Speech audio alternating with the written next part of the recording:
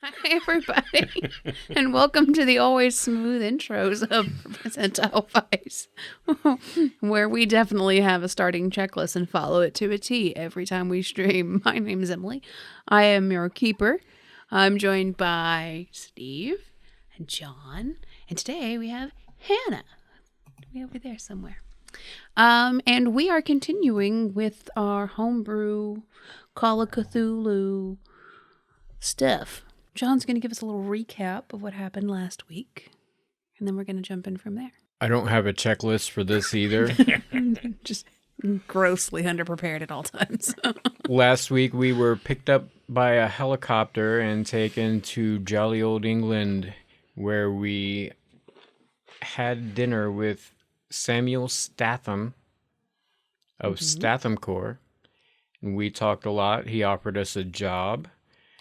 And then Jasmine, our comrade from the plane, has been worked on first aid-ishly and is getting a little bit better. And our other friend, Evan, he's not getting better. He's getting worse. Yeah. He is in some kind of shock. We went to the library and... He's been through some shit. He's been through some shit. Yeah.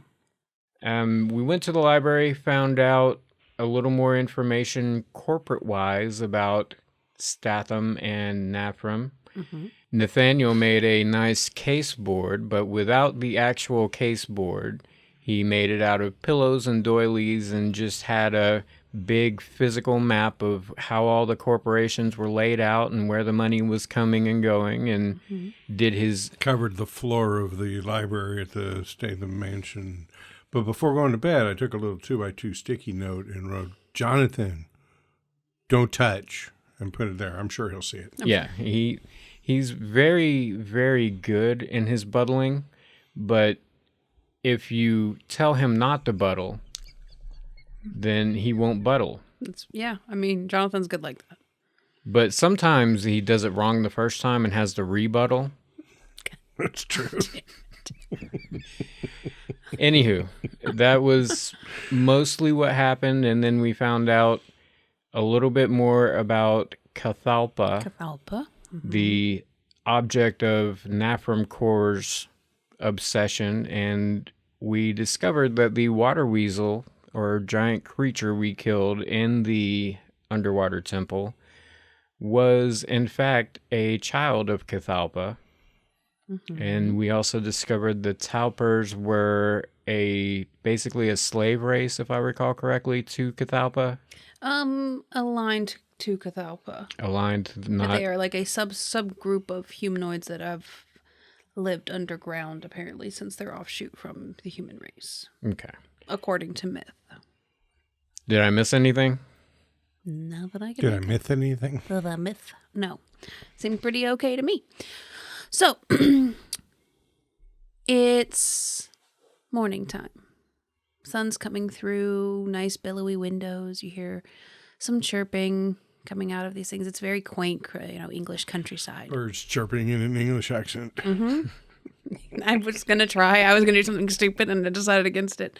And you're both woken up by the sound of somebody in the hallway calling out to you. Unmistakable voice of Jonathan.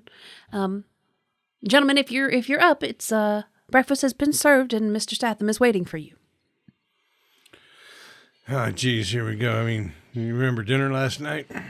Bland. Yeah. You ready for beans on toast? This is what I heard. I don't know if it's true. Maybe we'll get some bangers with it. Bangers. Yeah, let's go on down. Okay. So you guys make your way to the same dining hall that you had dinner at the night previous and are greeted by some very delectable smells. And across the table is what can only be described as a true American breakfast. You have waffles and pancakes and bacon and sausage, biscuits and gravy and all of the trimmings and syrups and everything you could think of.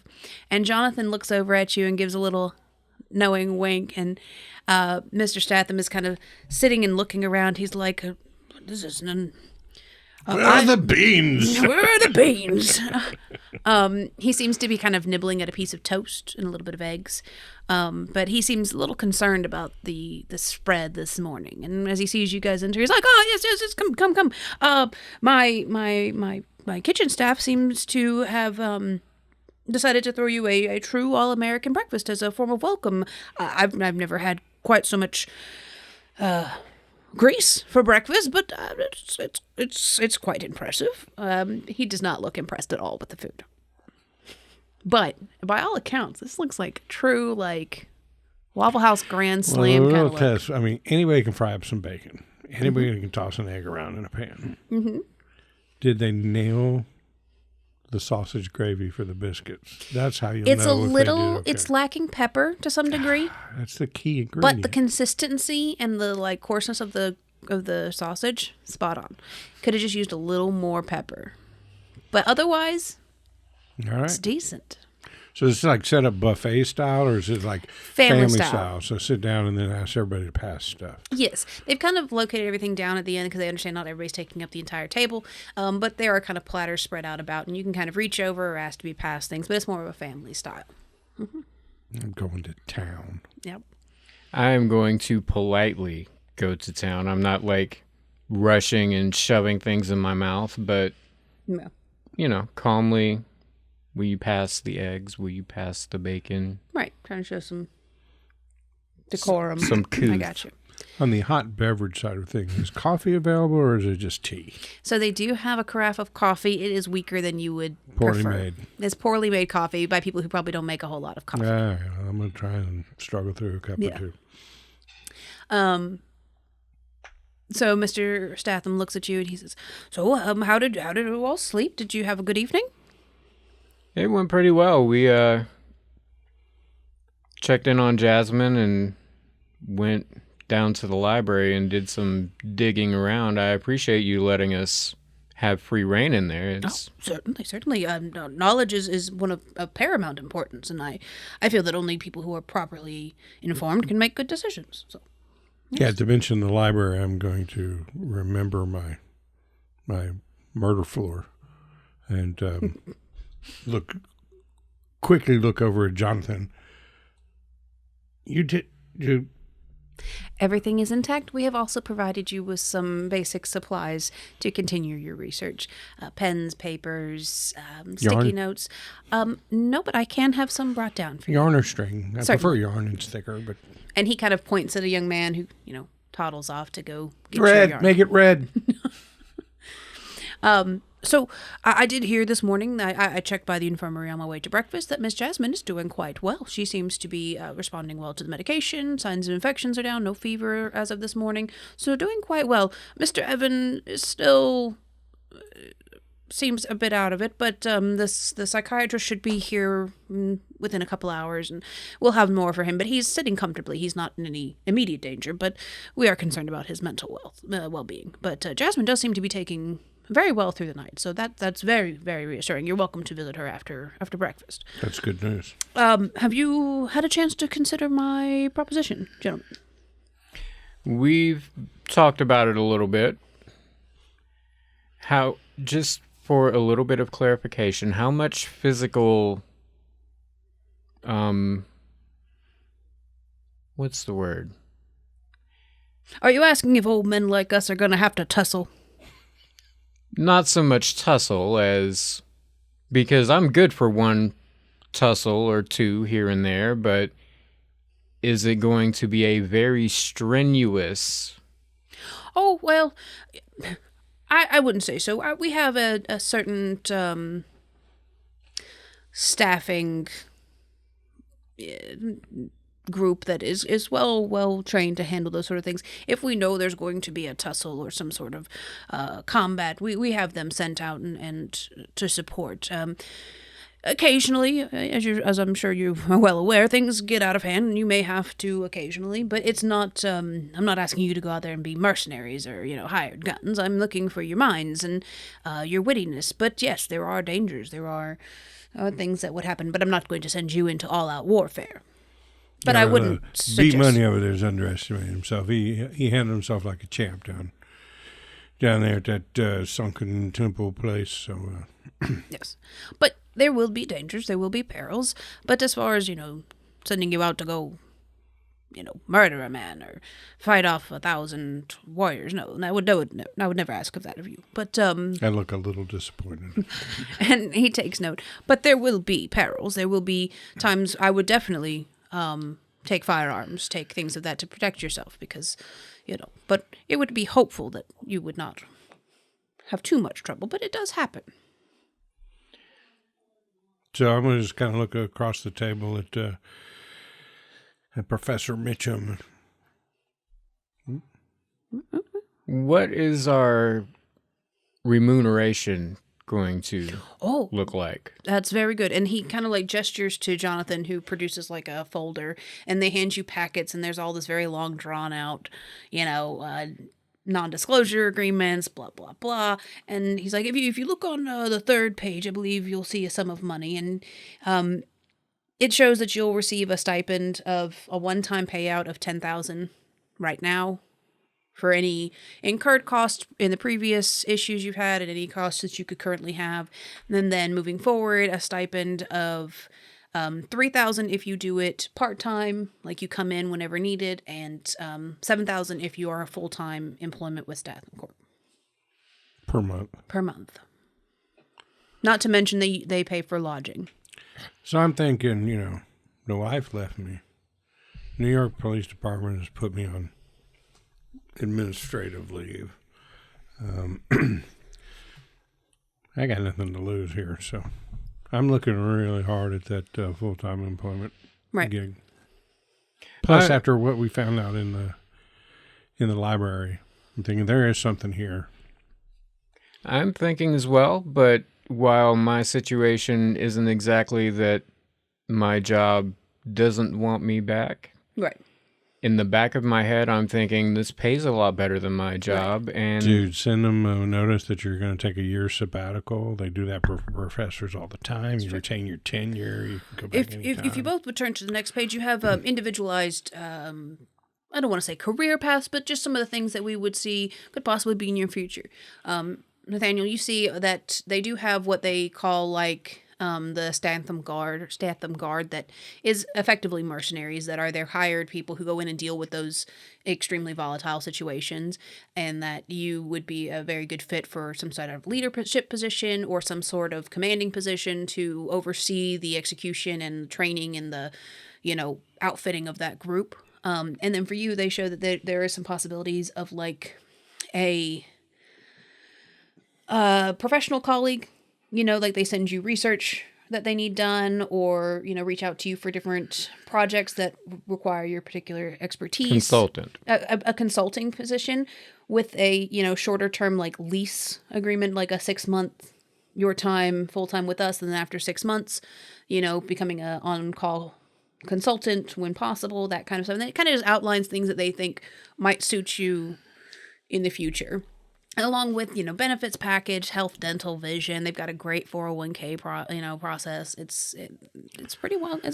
So when I see the money and then the career path kind of thing, I immediately reach into my jacket to pull out my writing utensil to just start signing wherever it needs to be signing.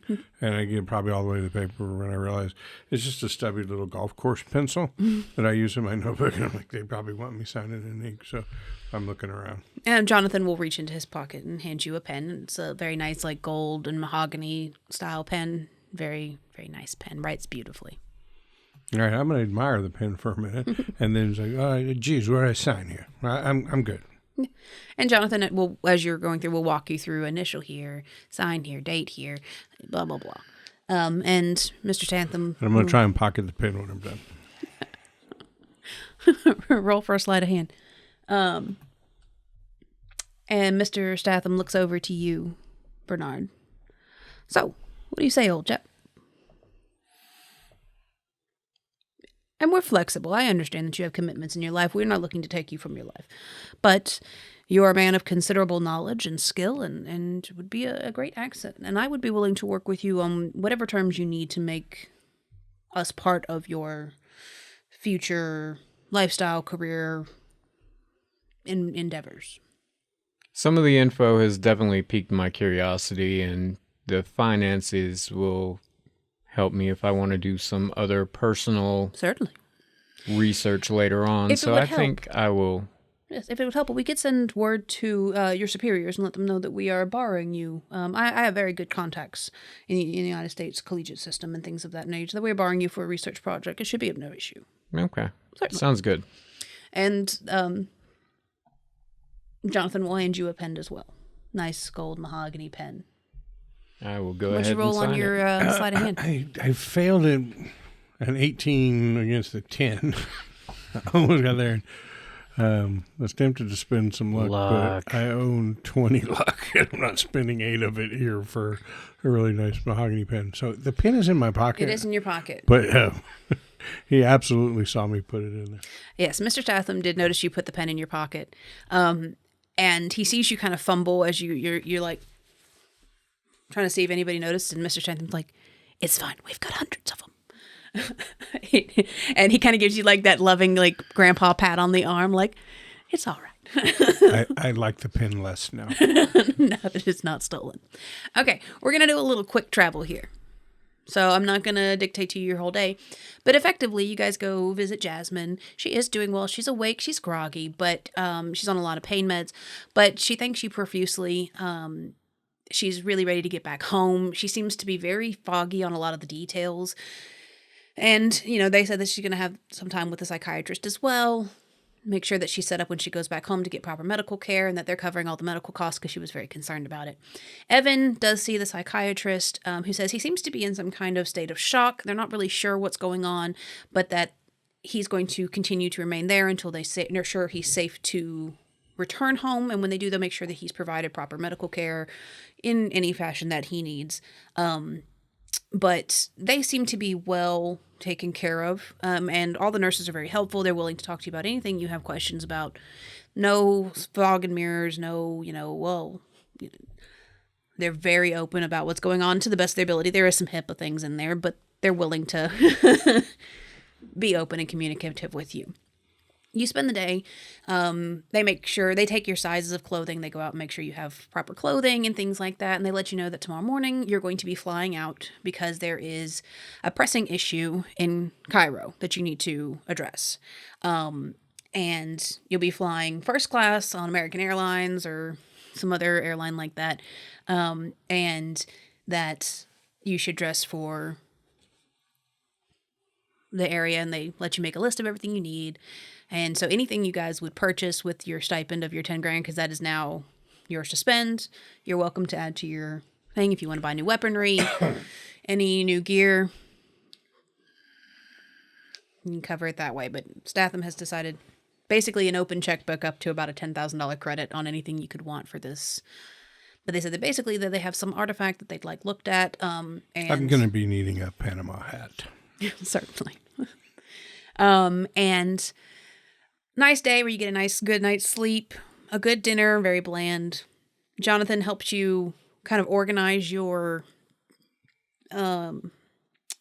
spread of information into kind of manageable, carry-sized pages, kind of like letter mark to C reference B on page blah, blah, blah. He created a filing system Effectively. so that it could be carried with me. So that you could take it with you. And he gives you like a really nice file folder. Some people just don't understand the thinking process, but okay. They don't. But he makes sure that you have all of that you could want. And they give you an opportunity to grab any books from the library so long as you make sure that they are returned, because Jonathan is very partial to the library being in good condition. And next thing you know, you are landing in Cairo. Before we leave, Yes. I would like to either leave a note for Mr. Statham or contact him directly and try to get him to look into the passenger list of the flight we were on so that he can contact Alfred's family. Certainly. You see him kind of in passing throughout the day, and he says, "Oh, yeah, that's a very good thought. I hadn't thought of that. We'll definitely try to reach out." And he takes down some names from you as best you can. And gives them to some young lady who works inside of like a secretary-ish thing to make sure that proper arrangements, cover-ups, anything that they can take care of is taken care of, and that they'll make sure that the families are at least covered for the cost of funerals, memorials, and things like that. But they appreciate your thought on that because it had not occurred to him, and he appreciates it. And one thing I'd like to do before we leave is I'm going to ask Jonathan if laying around the manor or somewhere they might have a charger for a Nokia flip phone. And in my head, there's no possible way that they have them. And when that becomes apparent, I'm going to suggest, well, shouldn't we be getting like corporate phones now or something? Yeah, we don't have a charger for that style. I don't think they've made that in quite some time. But yes, we can definitely outfit you guys with some corporate some business phones, as it were. And within a couple hours, they have top of the line new iPhones in sturdy, rugged cases with various things on there that should help you out, like compasses and GPSs and, like satellite phone capabilities, things like that. Any number of things to try to help. And they said, well, get you out of every situation. Bottom of the sea, you're still probably not going to get that much service, but, Dude, look at this. This is iPhone 12 with the tactical OtterBox. Mine is yellow. iPhone 12s don't come in yellow. Oh, my God. They're This has got to be a Take your word 14. for it. You got the 14? Son of a bitch. I'd have said 14 if I knew we were up to 14. So, you find yourself next day, middle of the day, you're arriving in Cairo. You've landed on the airport, gone through baggage claim, and been able to wait at the personal car pickup. So, you're waiting in the private car pickup. It's a very nice, secluded area where only people getting picked up by, personal cars, chauffeurs are getting picked up at.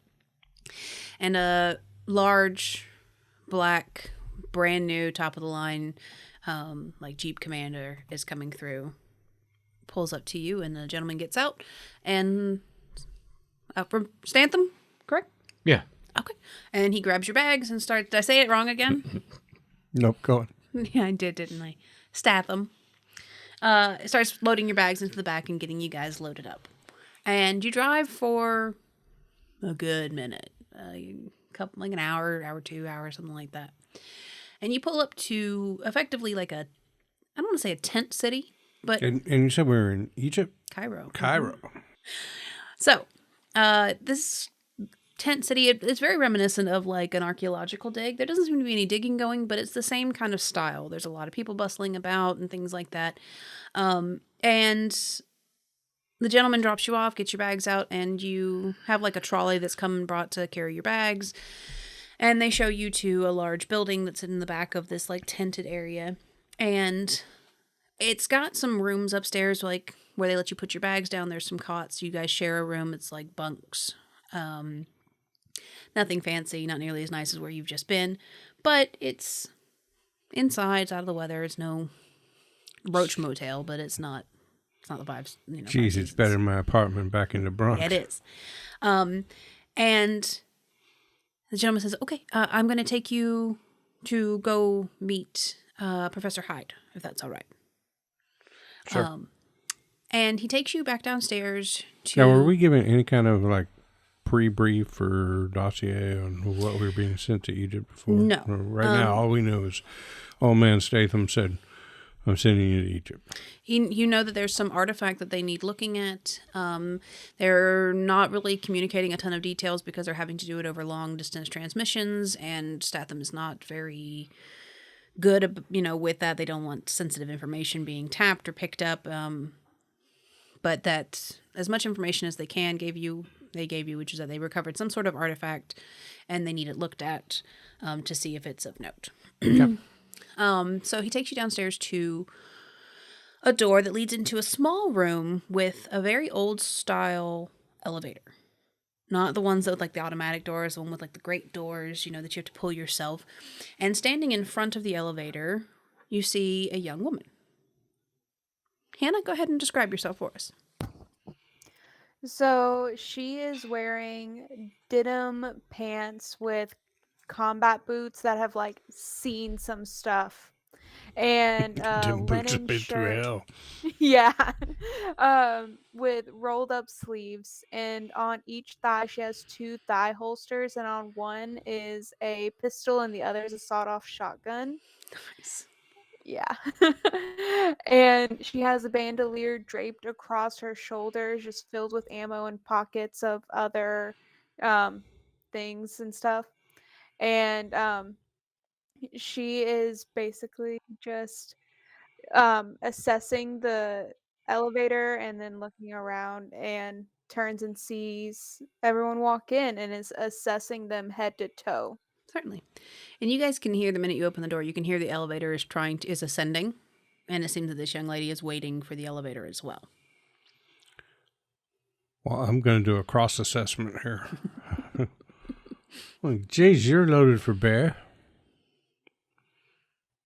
You, lady, by the elevator. What's that? Jesus Christ, you going to war or what? When you've seen stuff I have, you would. Yeah, it's like your boots are looking at me and saying, you wouldn't know, man, you weren't there. Funny. Is she dirty, dusty? Are you?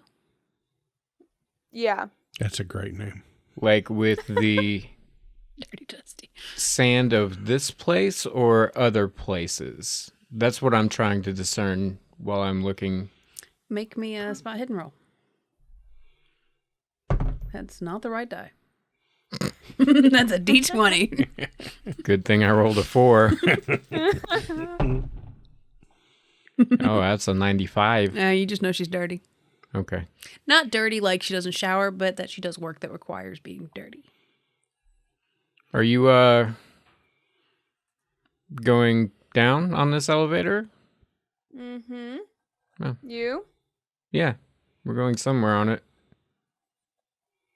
So you guys don't know what you're here for, are you? No. Going to see Hyde. The gentleman that brought you in, he goes up, Miss Statham, these are the gentlemen that your uncle sent. Oh. Oh, Jesus. Okay, lady. Why didn't you say so? You were like you were the boss here. I would have been like interacting with you in a much different fashion. And that's why I don't say my last name.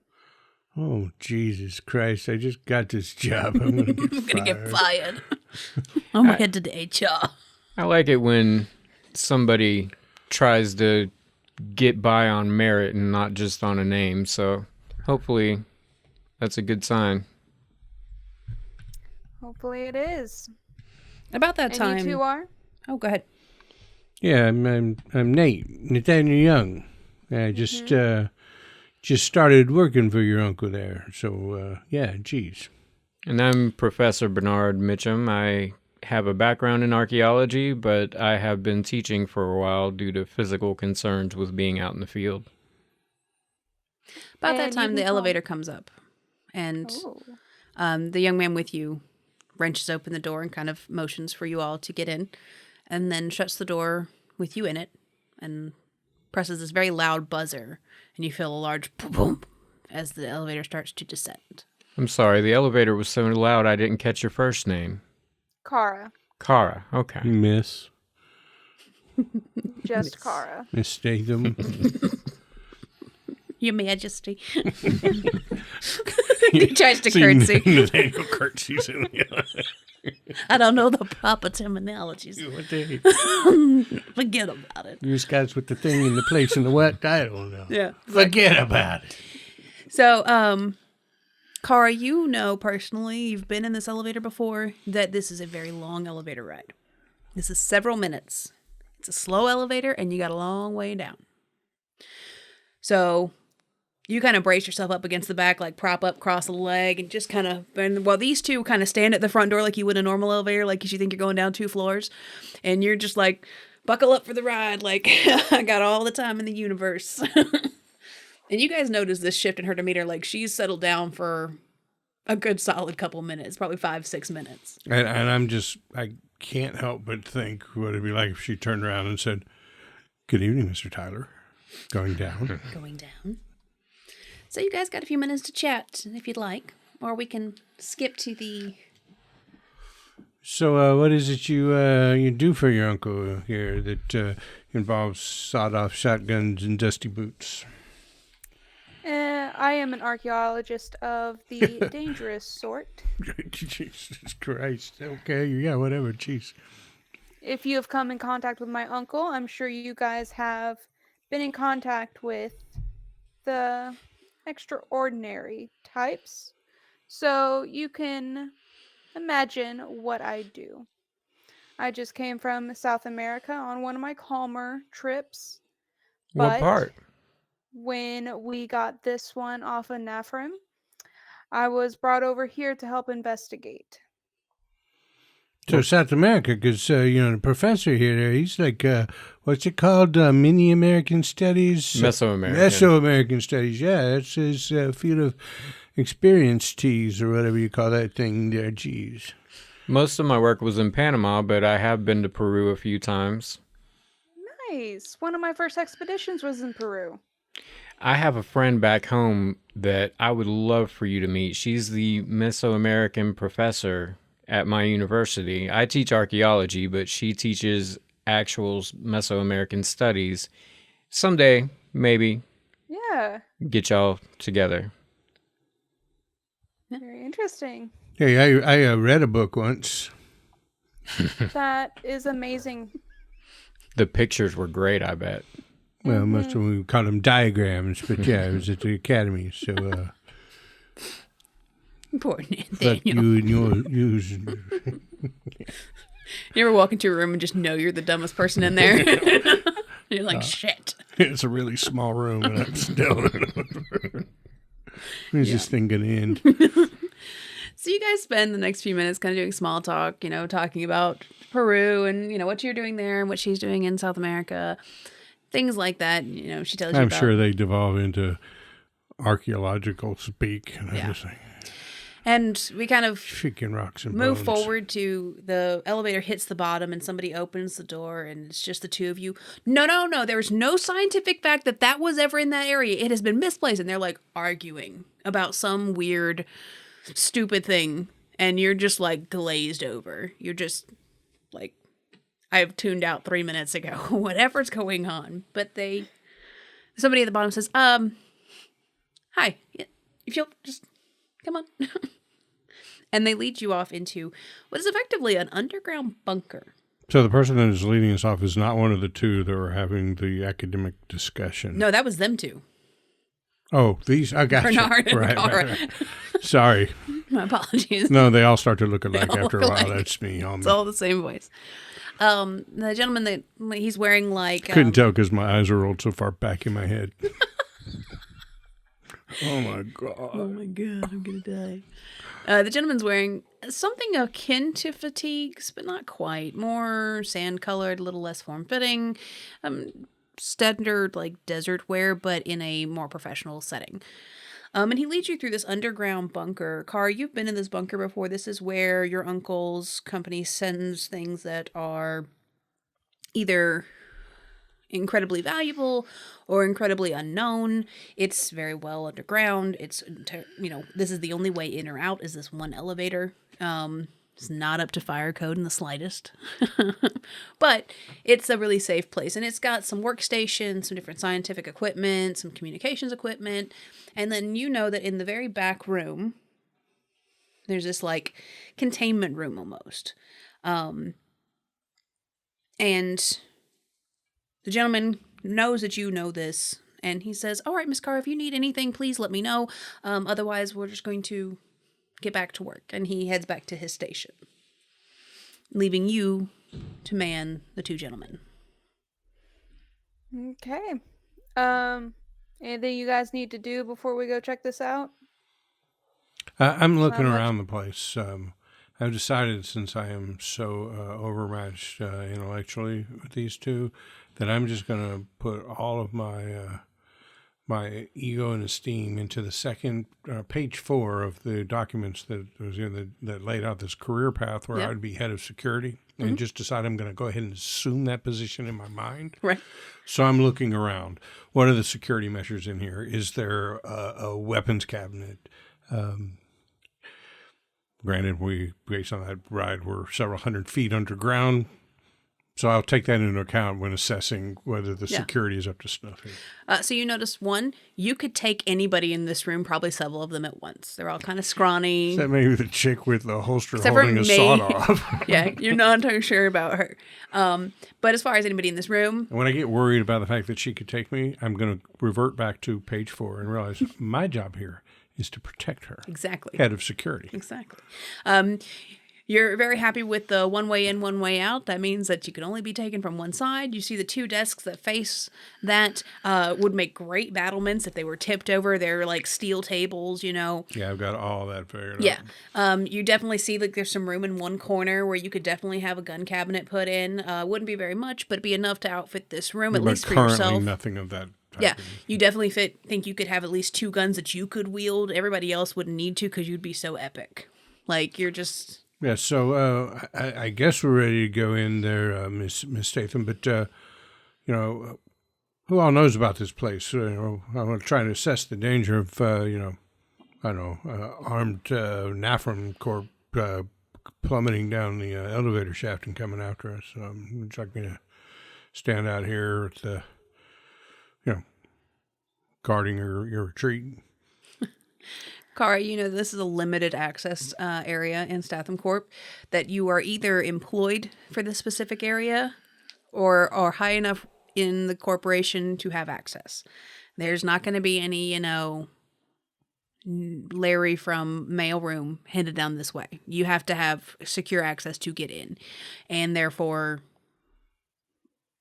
if... Larry gets too much shit from people like you. He's a good guy. Oh, he's a great guy, but he's, he wanders when he's on his lunch break, and it's just, you can't help it. But yeah, you know that this is not an easy access place. In fact, most people in Statham don't even know it exists.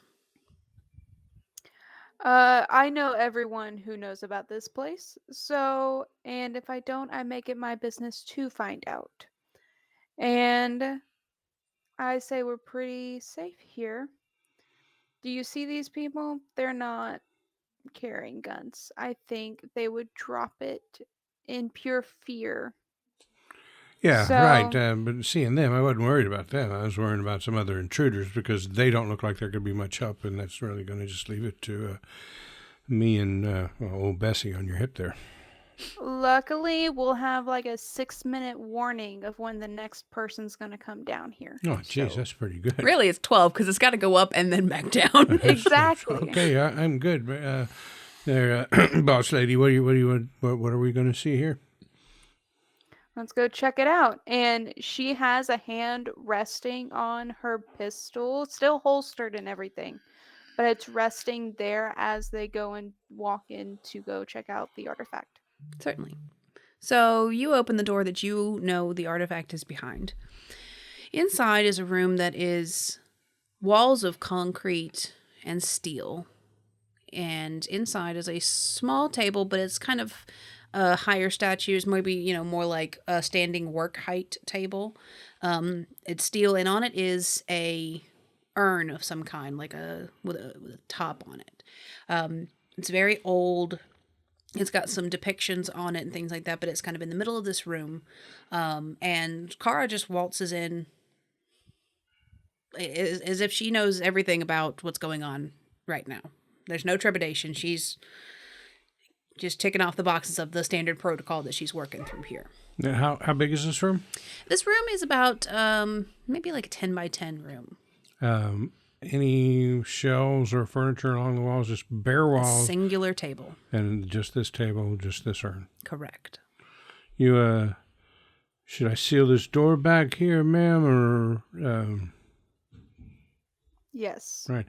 So I see this urn, and I'm like, okay, they're going to go archaeological buddy on me again. So I'm going to seal the door, and I'm going to assume what appears to be a, tough look and position, arms crossed, so that I'm really jealous about the hip holster there, because it was really cool the way she just rested her hand on the pistol. And I'm wishing, why didn't I get a holster like that? I've still got this shoulder holster. I got to reach into my, and you can't like rest your hand on your pistol when it's like under your arm. That looks stupid. So I'm gonna cross my, like I'm the dude in front of the velvet rope at the nightclub, and that's how I have my hand on my pistol. And I'm gonna kind of lean up against the wall by the door because I figured they're about to nerd out on me. Okay. Before anybody does anything else, I need power rolls from all of you. Holy shit.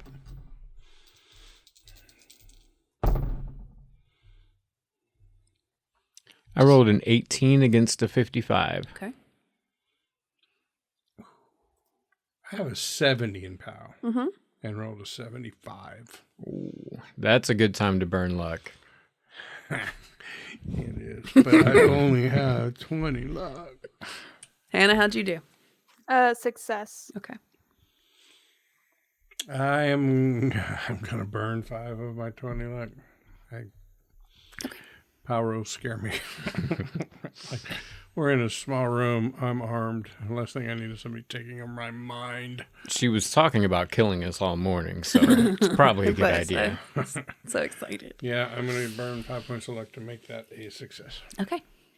Then continue. You are in the room. Hannah, you have some knowledge these gentlemen do not. So the reins are effectively in your hands here. Okay. Give me 1 second. So, all that we know is that Nafrin had it, we took it back from them, and it's just been making our staff feel very uneasy in its presence. Do you guys feel anything while you're in here? Do we? No. Yeah. No? Oh, for a second there, I thought I felt something, but I think it was just how cold the walls of this place are. I don't know. A little shiver up my spine, but I'm good. I'm good. A little claustrophobic, maybe. I'm No. afraid of claws. And then since my hands are folded and it's right there, I'm going to pull out my little notepad, flip it open, and write down what I believe to be the spelling of claustrophobic so that I can look it up later. Okay. All right. Do you happen to have any gloves? Yes. You would have known to bring gloves. May I? Go ahead. So I'm going to put on the gloves and go in the way an archaeologist would and examine the urn. Certainly. So there's some information I'm going to give you either way, but make me a spot hidden so I know how much information. Hannah, are you going to be doing the same thing? Yes. Okay, then you as well. 63 against the 69. Nice. We're such You children. said spot hidden? Yes, spot Yeah. hidden. Oh, spot hidden, not archaeology. Oh, you could do archaeology. That's fine. If you're better in archaeology. I didn't even think about it. That's like the perfect role for this, actually. I'm sorry, I assumed. No, it should have been archaeology. You're 100% Whoa. right. It's a failure either way. No, it's good either way. Oh, okay. Perfect. I succeeded the spot hidden roll. Okay. But Make sure you put a failed little the check mark by archaeology. that. Yeah. Be sure you check off the box for spot hidden. She asked for spot hidden, so I did, so it's you get the appropriate. success. It's fine. So you both notice that this urn appears to come from a time period of approximately 4000 BCE. It appears well made, thick-walled. The outer alabaster covering of it is cracked and definitely looks like it's got some damage from just being transported. There's bits of plaster and alabaster on the table. You both kind of scoff at the handling of this, that you definitely feel like you could have done a better job of keeping it intact. While this is going on and I got my little book out, I flip back 2 pages, 3, patina. Patina. Or did we say patina like A 8 lot. times last week? I said it a lot. I couldn't think of any other word. So when they see the crack on their thing, I'm like, there's a word. There's a word. What does it look smart in front of these people? It's quite the patina on that thing there. But you guys carry on. Sorry. You notice that the way it's shaped, it's like almost like a vase where it's kind of smaller at the bottom. It gets wider around the middle, and then it kind of tapers off, and there's a lid that sits on top. The lid does appear to be sealed with a plaster coating, sealing it to the urn. Around the lip, underneath that plaster, there is a red serpent that is coiled around the neck of this urn. Painted on. Painted. I mean, there's not an actual. No, it's not an actual serpent. It's depicted on here. Hey, as chief of security here, it's important I know these things. Exactly. And you can see that where the effect that they're trying to go for is to show where the snake has been on this urn. And in its wake is a trail of fire and scorch marks painted into the plaster. And the, very delicate. You both really marvel at how well it's preserved, given how old it is. And, begin to look at the different facets of that. You both just got a regular success? Mm-hmm. Okay. And so that's what you're seeing here is it's sealed. There's a serpent wrapped around the lip right under the seal. And then you can see kind of swirling down around the urn is this trail of fire and scorch marks. It even has areas where they've kind of carved divots to show his trail around the urn. It's quite impressive. So what do you know about this other than the holdings of it? You have any inklings as to the makers? I do not. Nothing that you don't already know. I was just brought in. It's been in quarantine for quite some time, but this is the first look I've had at it. Cara, you do know that you have a personal workstation in the bunker that gives you access to different catalog, historical societies, things like that, online library systems. And I don't know that I told you this, Hannah, but this is a present day Call of Cthulhu. Yes. Okay, because I didn't tell that to them explicitly the first time. And I was just realizing, wait. We realized it when we were getting on the jet. The jet. Okay. But you have a personal station in this bunker that is specifically for you to use. I do have a station that we can go look at and see if we can't find some of these symbols in our catalog. Okay. Let's do that then. So are we going to be taking this out there? I mean, it seems like it's in this room for a purpose. Hey, I got this new phone. May take a couple pictures of these symbols so you have them for reference back there at the table, ma'am? That would be great. Look at me being helpful. Mm-hmm. I'm going to pull out my iPhone 12. Damn it. And I'm from several angles going around it and taking a picture, trying to get good close-ups of, whatever the symbology is there. Perfect. Just looks like kids' watercolor to me, but what the hell? Uh-oh. Make a power roll? No. Hold on. I need to look at a character sheet because I might need you to roll something that I did not anticipate. All because I got an iPhone 12. Damn it. That's why I kept the Nokia around for so long. You can't get in trouble with a Nokia. Fuck you, Steve Jobs. Let's see here. Well, that's the problem with doing a campaign off the seat of your pants is that you're not prepared for anything. Go ahead and give me a spot hidden. It's closest to what I'm looking for.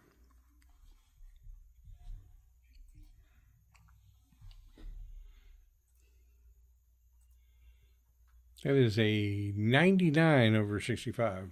Okay. But since my thing is over, is it 99 and 100 as a fumble when your thing is over? I think it's just 100 if it's over 50. Okay. Yeah, several of your pictures come out blurry. You do have to retake them a couple times because you're still not used to the camera system, but okay. All right, so you guys are able to head back out to Kara's personal workstation. Kara, you boot up your computer, get logged in, bring up several different archives. What are you looking for? Did you tell us what area we thought this was from? So you know that this was found here in Egypt. Mm-hmm. That Nafram Corp was trying to secure it. Statham got a tip and were able to send their mercenaries out to apprehend it. There was a lot of loss of life, but they were able to get it. It was found in some sort of sealed tomb that was being excavated by, just general run-of-the-mill Museum of London. None of your people. But apparently Nafram has somebody planted that picked it up. You have somebody planted who also picked it up, and it was a mad dash race. But you do know that it came out of a sealed tomb here in probably north of Cairo. Okay, then I am going to check our ancient Egyptian files and see any symbolism for serpents and serpent deities. Okay. So make me a library use roll. Can I help her? You certainly can. So you roll that with a bonus dice. Because you'd be able to say, oh no, in the system it would be listed under this comma that, not this parentheses this. The Dewey Decimal System.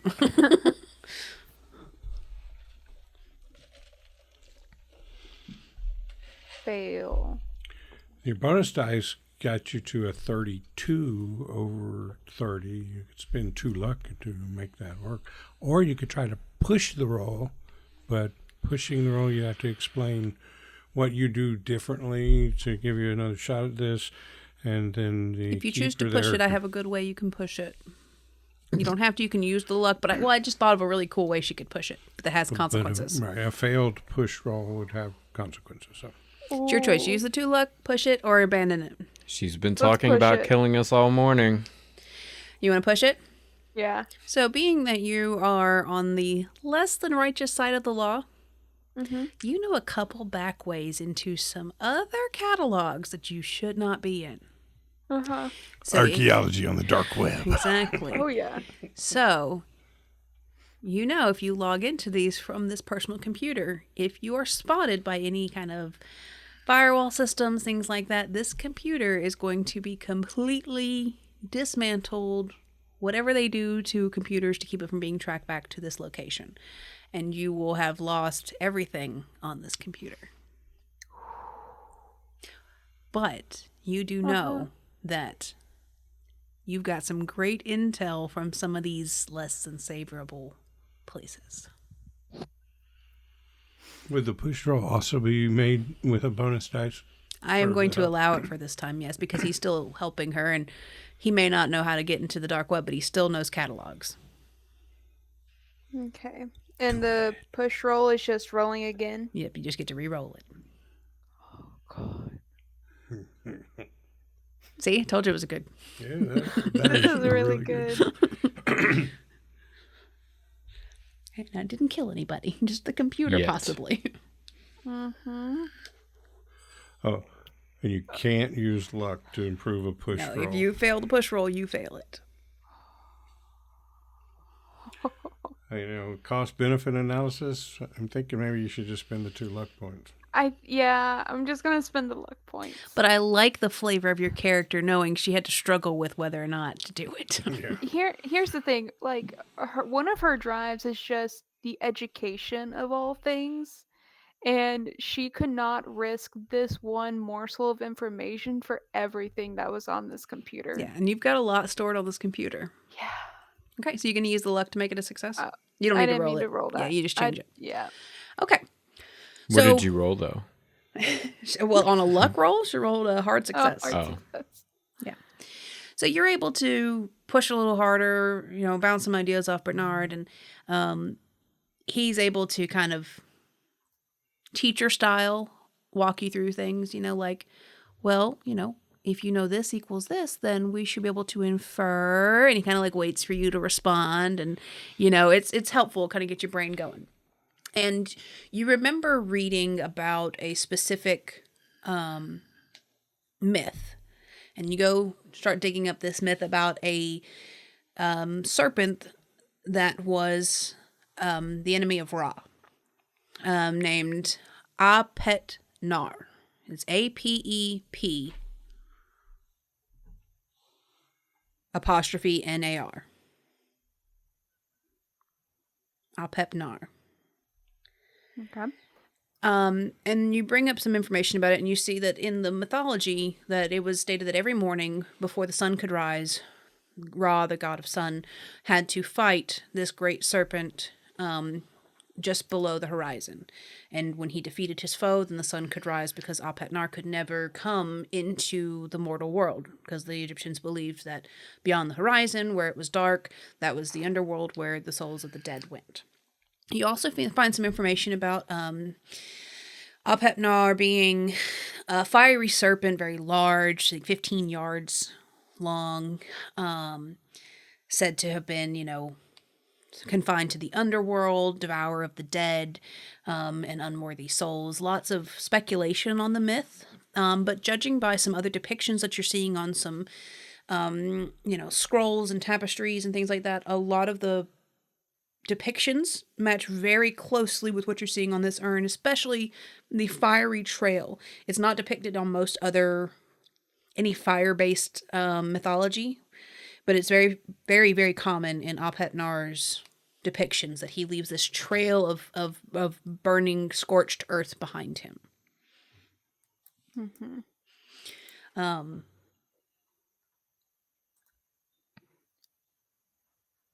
John? Make me elaborate. Oh boy. Oh boy.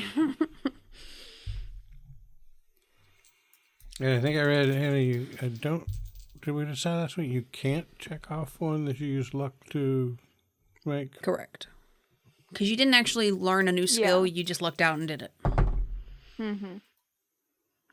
It's a 76 against a 46. Okay. Yeah, so that's about as much as you can find on Apep-nar, which we will be referring moving forward as Apep, because Apep-nar is a lot to say, and I'm struggling to say it correctly every time, and I'm pretty sure I'm still butchering it. And I even looked up pronunciations all day. No wonder she wants to kill us. But yes, that is what you know. And just for your knowledge, Hannah, you can actually Google Apep, A-P-E-P, and you will get the same story I just told you, because it's the actual myth of the actual mythology. Yeah, Look at us. I know, I did Educational and entertaining. some stream. homework. One bullet point I actually researched. Because I like Egypt stuff. actually knew about the Raw myth, and it just didn't even click until you started saying it. And I was like, I know this. I know that myth. Yes, okay. So that's what you know Because about. both of you can't pass up an ancient Egypt show on History Channel. Not at all. Correct. Fucking love it. I think actually in character, she probably knew that as her character and just wanted to research and flesh it out fully to be able to explain it to me, who is not familiar with the She had to get Egyptian some stuff. citations and Yeah. Certainly. Yeah, I'm cool with that. All right. So that's the information that you have that you looked up on Apep-nar. You can continue to make library use rolls for your catalog system if there's other things you would like to look up. But that is all you can have about Apep-nar. Apep. Apep. Hey, so Professor and Miss Statham there, I don't want to butt into you guys' your deal here, but I noticed that this thing's been the lid's been plastered closed, right? So, somebody didn't want anybody get. Hey, I'm just wondering, did they have plaster of that type? What'd you say this thing was? 4,000 or 5,000 years old? So I'm wondering, was it plastered when it was made, or did somebody seal it up later? I don't know. I'm sorry, man. I'm probably stupid here. I'm step back and do the cross things again. No, I do know that Egyptian urns, they mainly carried organs. Are these that type of urn? Canopic jars. I'm not going to make you roll for this because I think a lot of people know about canopic jars. No, this is not depicted as a canopic jar. Canopic jars, would have specific gods depicted on them to whichever god those particular organs would have been removed for. You have never heard of a canopic jar depicting Apep. Yeah. That is not usual. And this is not quite the size of a canopic jar. Canopic jars, don't laugh at my nerdiness. I'm not laughing at your nerdiness. Just thinking of what organ you would put in a canopic jar for a snake god. A dick. Oh my god. Trouser snake. Trouser snake. While canopic jars are usually taller and thinner, Yeah. this one is wider.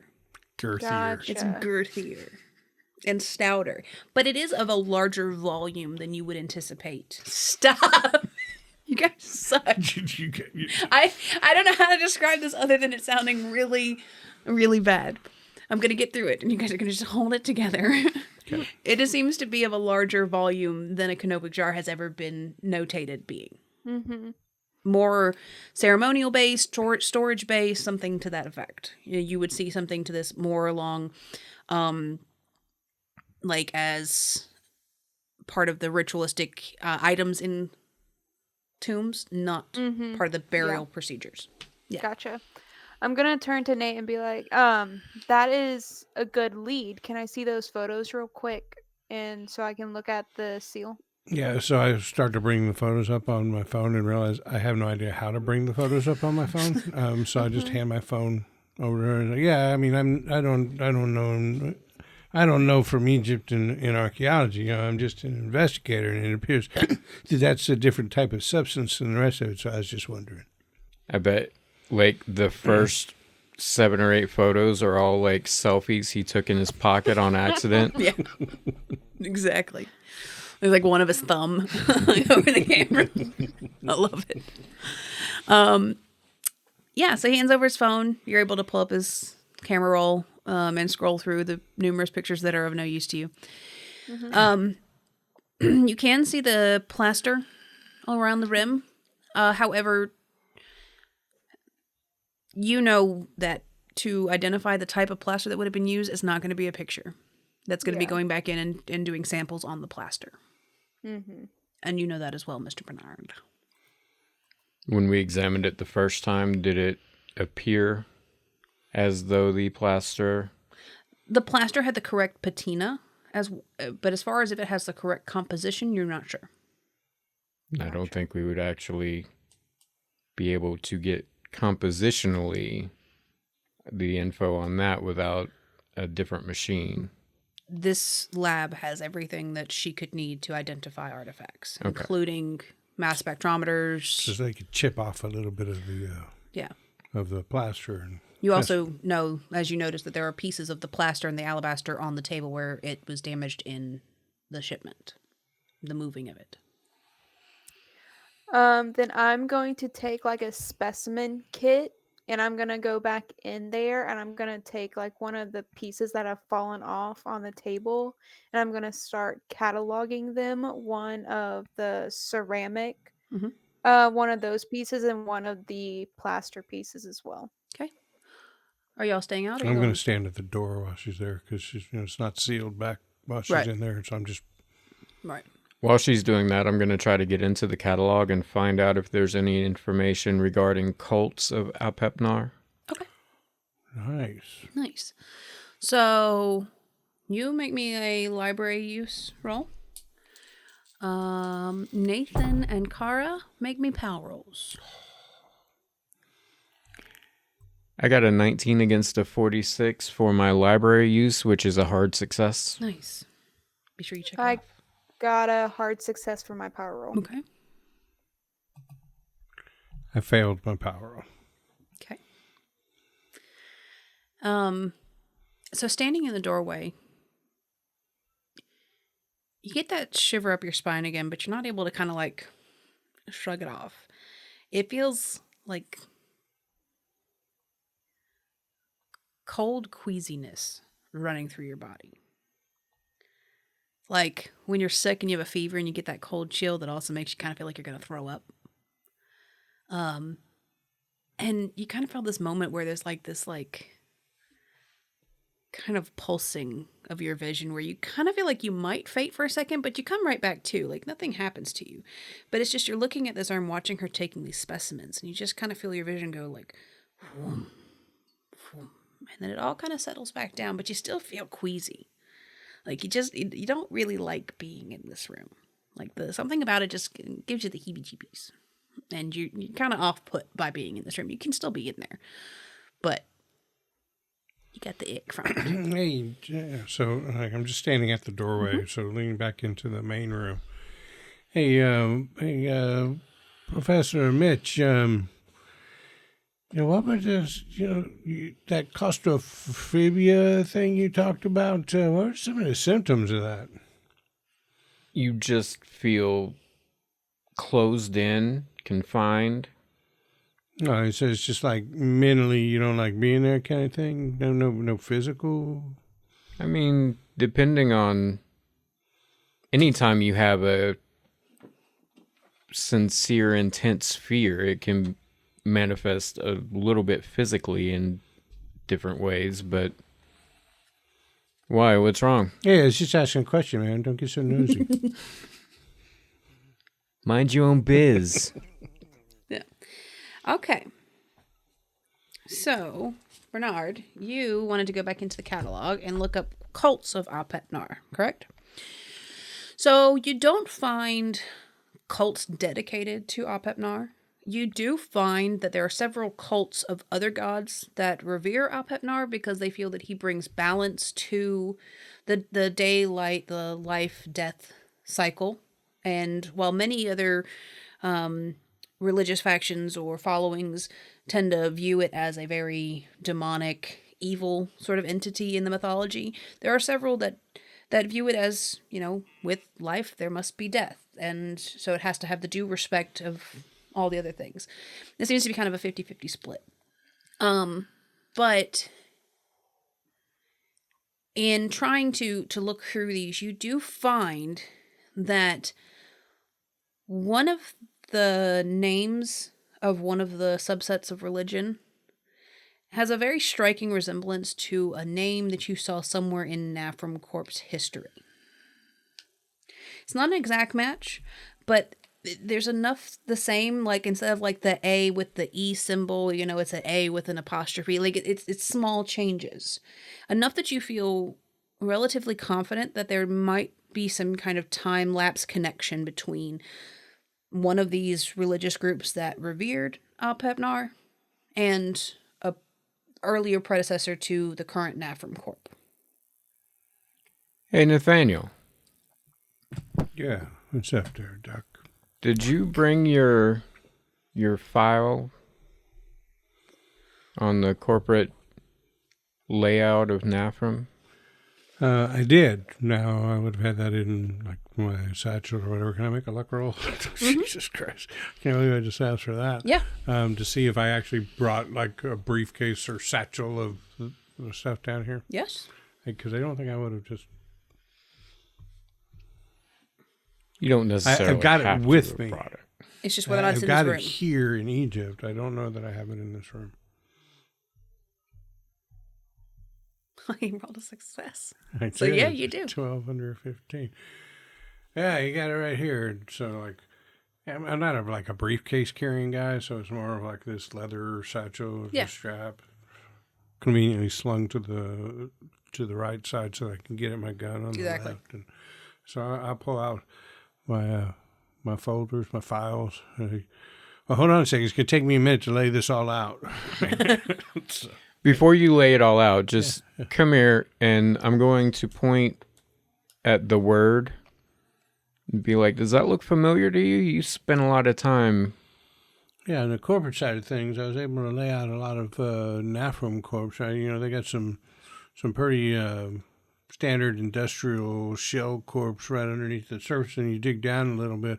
So, as I was laying out all their subsidiaries, shell corporations, and how it then got, as I tracked it down further and lower and seamier underbelly, I was finding poachers, slave trade, human trafficking, drugs, those kind of things.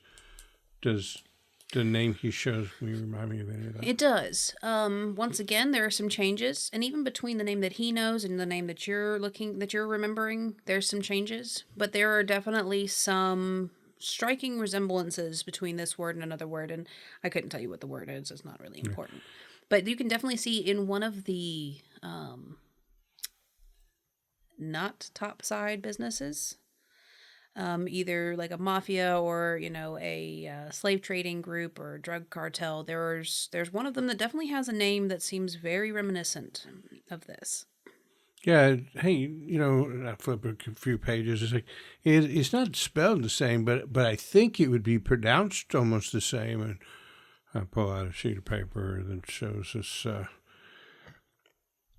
buried criminal organization, mafia-esque, and hands in a couple of different things like human trafficking, drugs, prostitution kind of thing. Do you see any more that look familiar up here? Of the stuff that you're seeing on the computer? I'll take a quick look. You don't see any others that seem to strike out to you. It seems to be just this one. Now, it did seem to be a pretty prevalent, I don't want to say cult. Cult's not the right word, but following of Apepnar. It seems to be mentioned quite a few times. It seems to have ties to all the other ones. Like it's almost like a parent, I don't want to say company, but a parent company of some of these other subsets. But no, it seems to be the only one that has any kind of real definitive affiliation to the two different things that the historical side and the business side that you're seeing. It seems almost like they borrowed this name and kind of maybe modernized it, or there was some translation issues and used it in these other areas. So I'm going to pull out my mahogany pen, and on that piece of paper where I had some notes on that little criminal organization, next to its name, I'm going to put in parentheses, AKA, and then the other spelling of it with a question mark after it, just to update my notes. Yep, certainly. Okay. So, Kara, you take some samples and you're able to take them over to one of the workstations, kick the guy on it who's off of it, and scram. And you begin doing some mass spectrometer tests, some microscope tests, and you're able to find that the jar itself matches the composition that you're expecting. It's the right silica base and it's the right, proportions for the time. It's all good. The plaster it seems slightly newer. Not by a huge margin, maybe 1,000 years or so. As if it may be either reapplied or was applied in the afterthought, but it does not seem to be matching quite so closely to the urn itself. Yeah. So. Then I'm going to go over to the boys and let them know what I found and catch up on what they have found as well. Yeah. So you go first. Ladies. Nate, you were onto something. This plaster is about 1,000 years older than the actual... Newer. Yes, newer. When you're in negative time, it's difficult. Yep. 1,000 years newer than the actual artifact. So it looks like someone either reapplied it or it was done as an afterfact.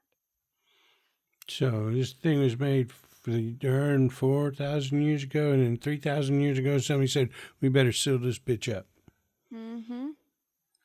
Well, I was looking a little more into cults of Apepnar, thinking it may be of some sort of relevance to know why they may have had these jars. And we found this Pinota that is one of the Nafram shell corps, but if you change the A, this one here has the A with the little E on the side of it, but if you take that off and put an umlaut, Punota, it is this Egyptian It's canon now. cult. Not cult, but following of Apepnar. Which makes me think that possibly Nafram has some sort of tie to the group, or admiration for them, or shared cause, or something of that nature. It would explain why they wanted their hands on this so bad. Yeah. Nah, I mean, from an investigative standpoint, it would just be another connection to why they want their hands. I mean, I think the answer to why they want their hands on them so bad is whatever the hell's inside it. But I'm just a beat cop. What do I know? So, what's inside of it? Have your people been doing any sort of like ultrasounds or? They have not yet. It's been in quarantine up until today. They have a strict policy of anything that comes in that is unknown spends a 14-day quarantine period to verify that there won't be any, writhing tentacle monsters erupting from it and things of that nature. They've been around the block. Maybe we should do a ultrasound or radar it or whatever archaeological people would know to call whatever the process is to find out what's inside without opening it. Mm-hmm. Do we have any portable machines that can be taken inside? Or You do. You do. Okay. You have a portable machine that can effectively do x-rays Okay. and show you any solid mass type items within reason. It can show you like their outlines. And you can kind of take that in there and run those tests. Okay, then let's do that. Yeah. So one of the gentlemen helps you wheel in this very large kind of apparatus with like a swing arm and like a camera. It's got a remote that you can step outside the room and use it safely to avoid, the rays. And then it uploads the photo to your desktop directly, and you're able to watch it as it begins to kind of build the picture. And you see that it is a very thick-walled urn. Several inches thick. It's actually the interior, the volume of it is much less than you anticipated. It seems to not be able to hold quite that much. It's several inches thick. Inside, though, it appears to be empty. There is some fogging of the interior that you're not seeing in any of the like exterior portions. But you're not seeing any solid mass objects inside. But there is some kind of whitish fogging inside.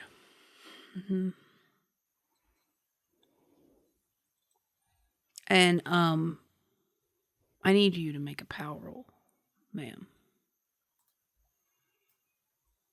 Are all of us looking at the... So far, she's the only one who said she was going in. If you guys were going in to do the x-ray to bring the machine in, then you're going to need to make one too. As long as it's not like a x-ray like hazardous thing, I would have probably gone in. Go ahead and make me a power roll. I'm guarding the door. Yeah.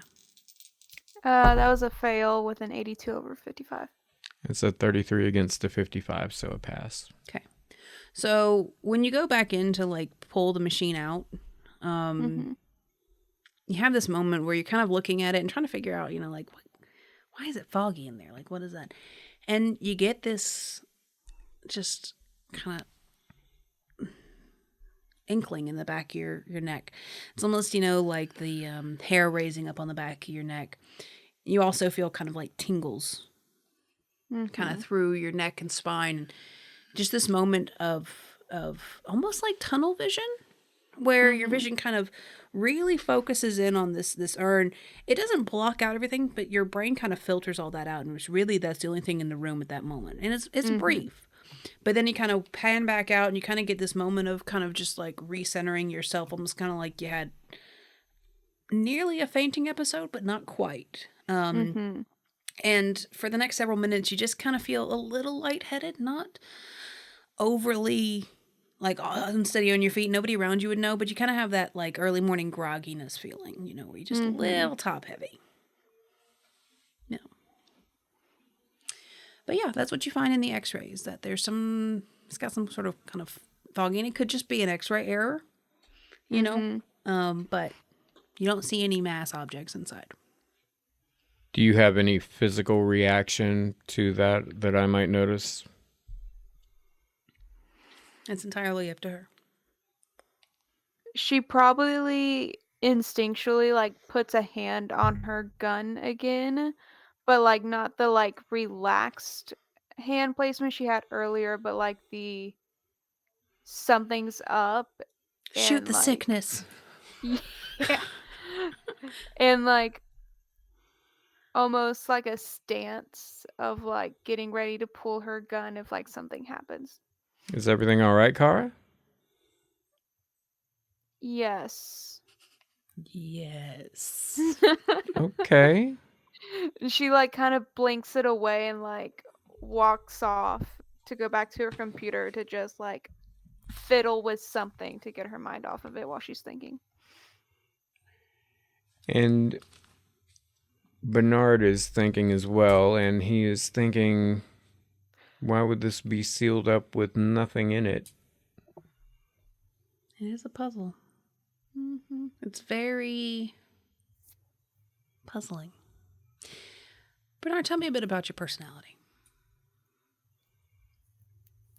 How do you deal with puzzles?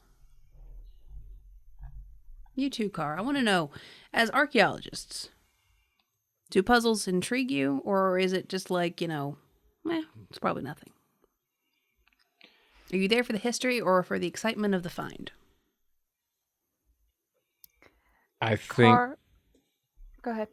I think Bernard is there for both, and he enjoys the learning. Like earlier when you said we would be arguing, I pictured that more as her arguing, because Bernard, if she had said something that he thought was wrong, he would be like, oh, I didn't know they had that at that time.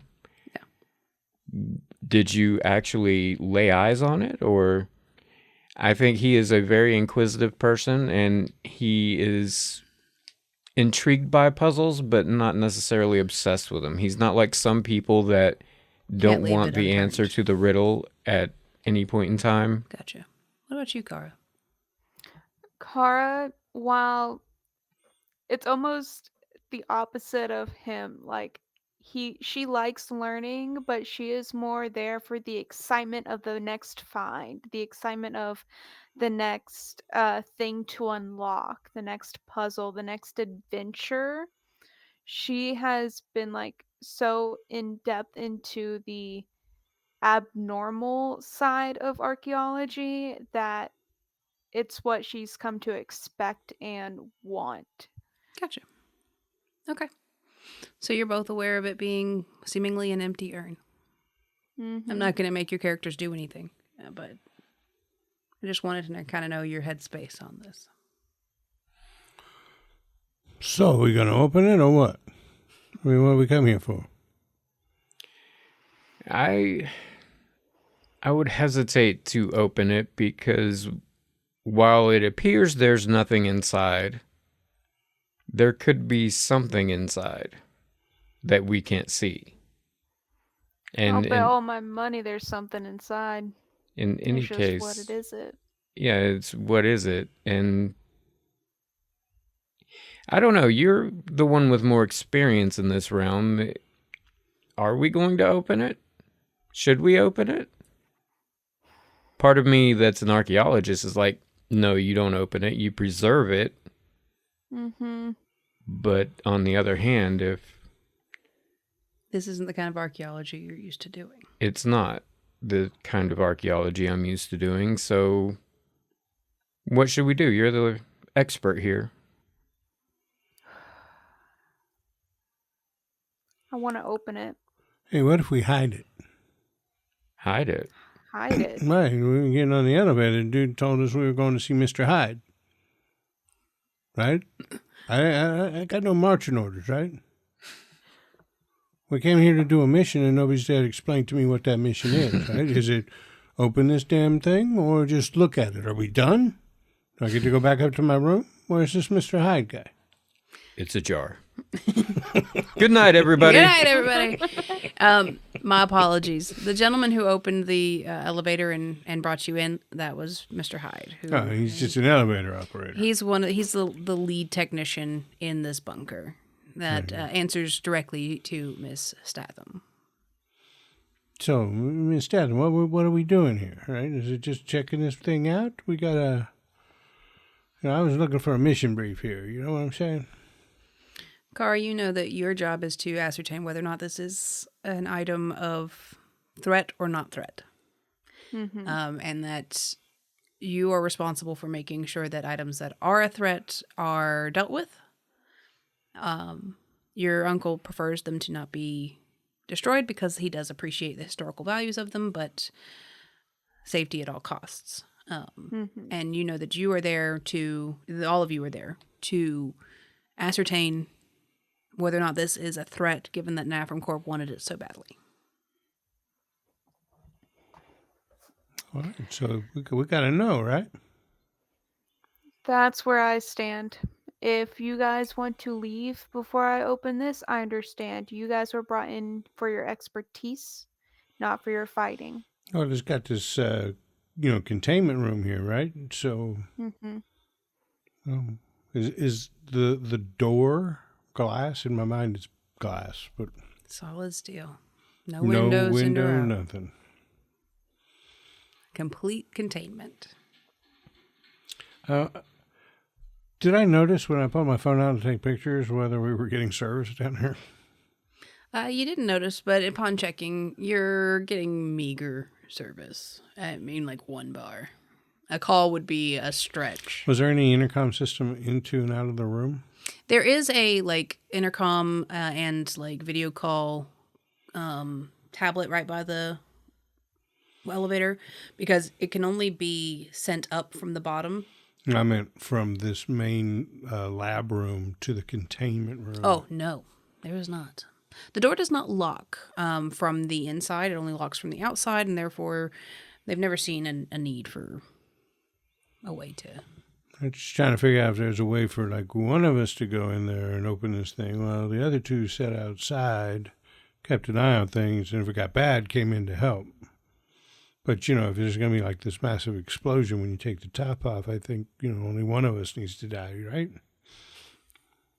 Kara, you have a lot of equipment here. Would you happen to have a robot of some sort that could possibly crack this open? Not without breaking it. Most of the robots that you would have, that would have the ability to kind of reach out, pick something up, and getting the plaster off well out of the range of the robot. But 2, anything that you have that could function that capacity is not going to be delicate enough to preserve it. You would be essentially saying, I'm going to destroy it in order to use that.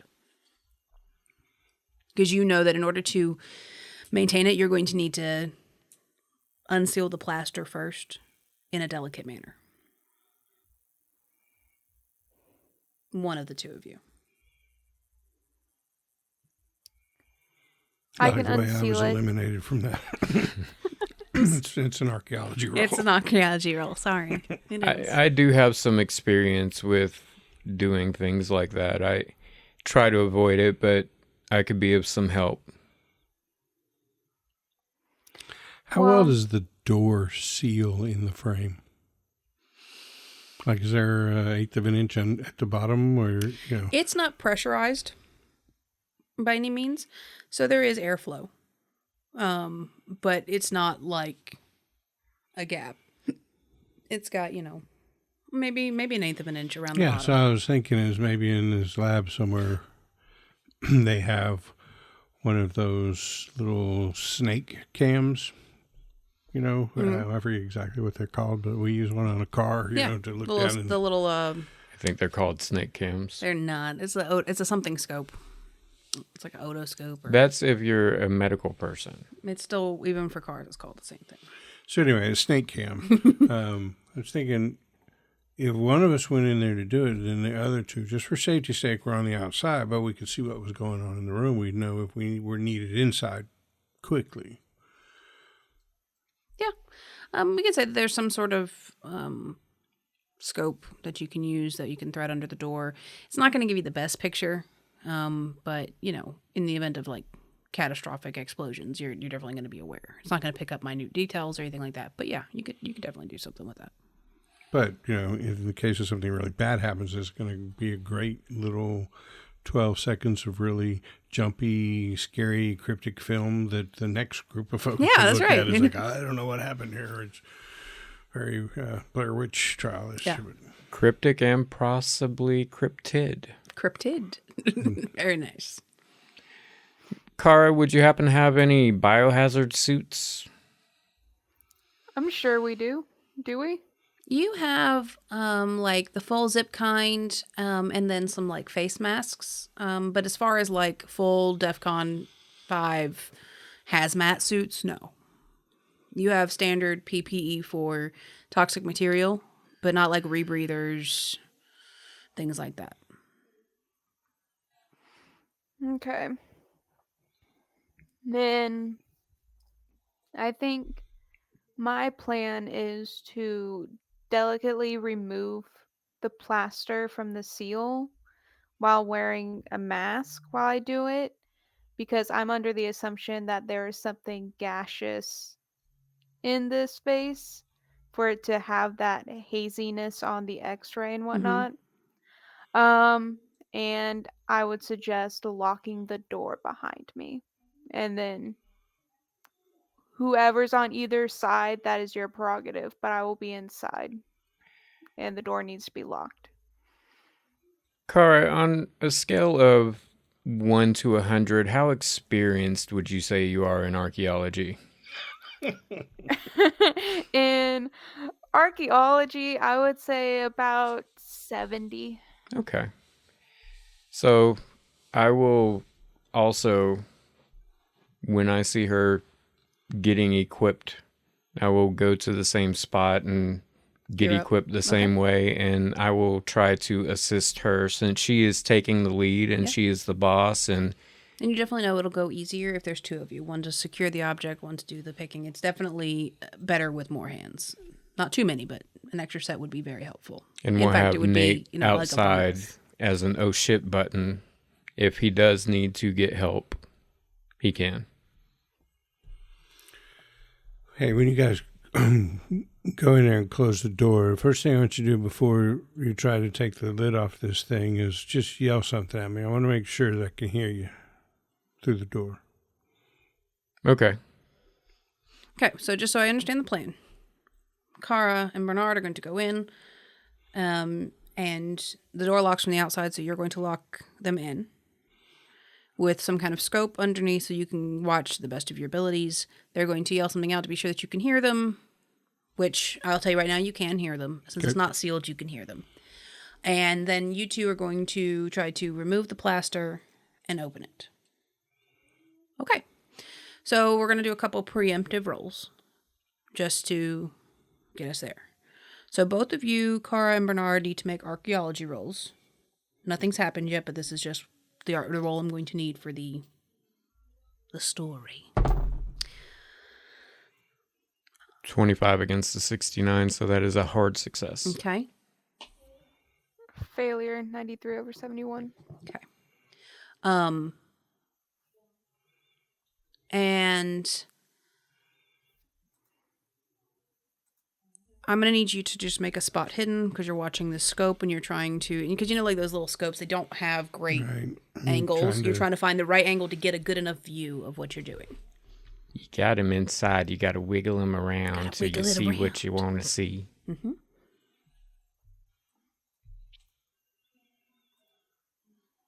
That's a failure, 86 over 65. So you spend some time trying to get the scope lined up so where you can see them and the urn. And all I'm seeing is the bottom of their legs. No. You figured out that you can see one or the other. You can see one of them, or the urn, or the other person. So I need to know what you're watching. All right, so I think I'm going to put it on the urn because I'm going to be able to see the urn, and then presumably I'm going to see their hands as they're chipping away at the plaster. Because I think if anything bad happens, it's going to start at the urn. And so I want to see that. In my mind, I'm thinking, you know, I can then later move it to point at one of the other ones. Gotcha. So. Okay. It's a good thing you didn't get a fumble because then she might be like, you somehow see only your thumb. Only your thumb. It's weird.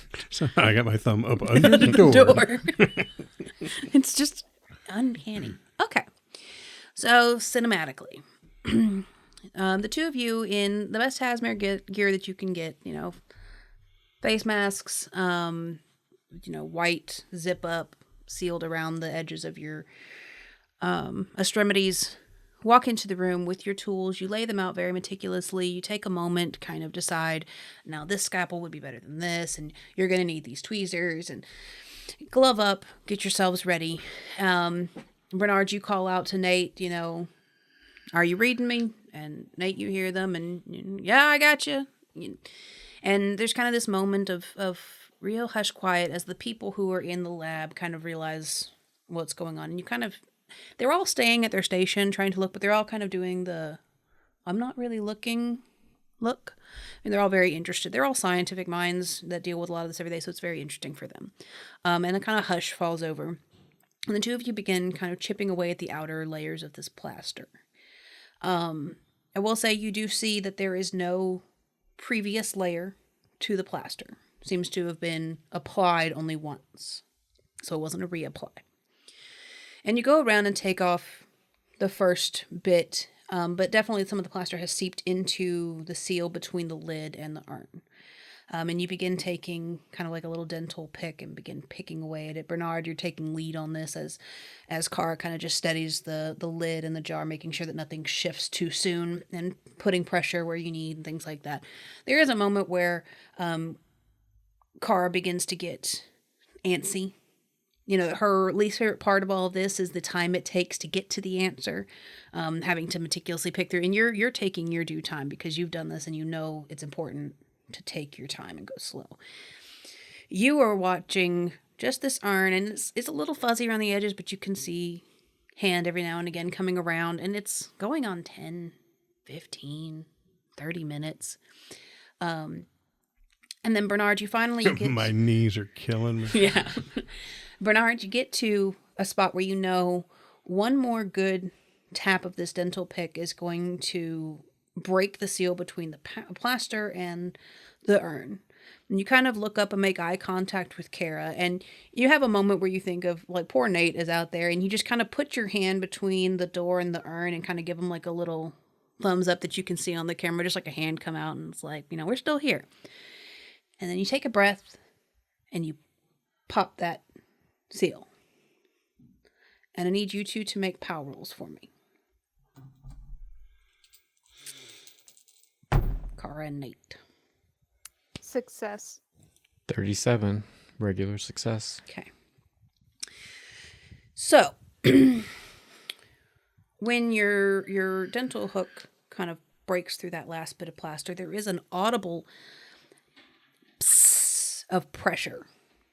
And with that pressure comes this intense red mist.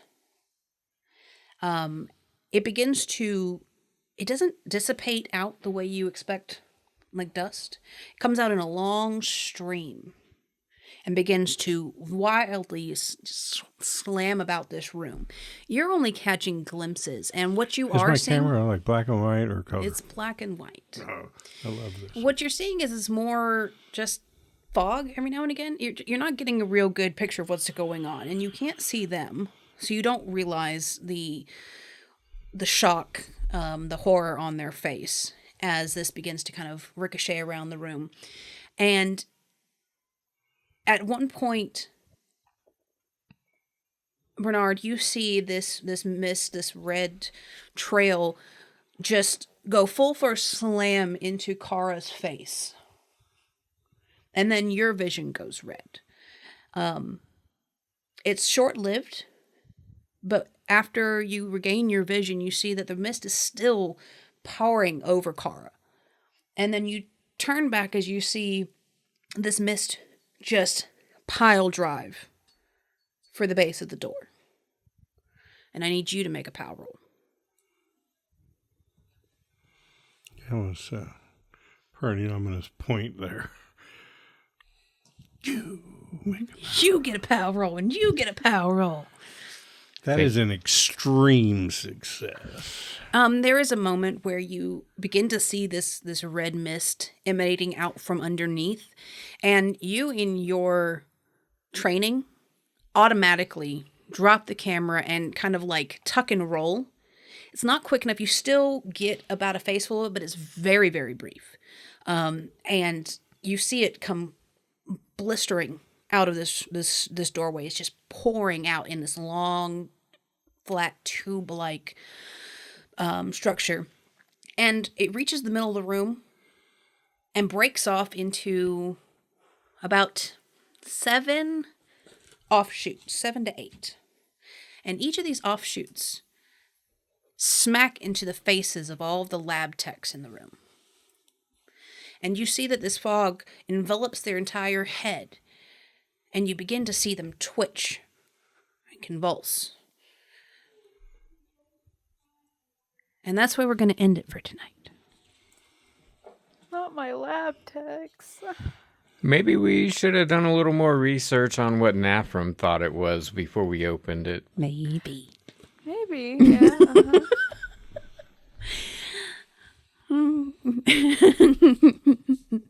Not yet. Wow. So I have a feeling that all those lab techs like seriously failed power rolls, and they're about to be embodiments of Someone. a pep. Yeah. Well, it's been great. I'm so glad you guys could join It us. was fun. I like the cinematic ending there. Yeah. I can't wait to see next week whether I think, Jesus Christ, I got to get those guys out of here so they can help me fight them, or if I'm going to be like, I have to protect the, leave them locked in the room. Leave them locked in there. It's where they're safest now. Yeah, you're not wrong. Head of security here. Trying to make those judgment In calls. fact, by this point in my mind, I've probably elevated it to I'm now the vice president of security for Statham Corp. Yeah. All right, guys. Well, that has been the unnamed as of yet campaign. I was supposed to work on a name and I completely forgot to. That was fun.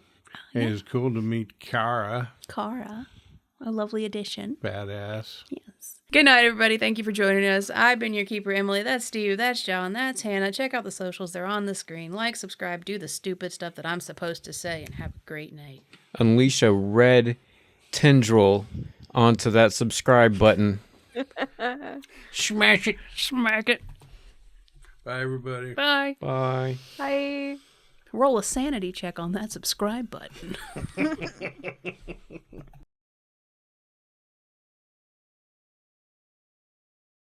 It was somewhat your cinematography. Cinnamon toast.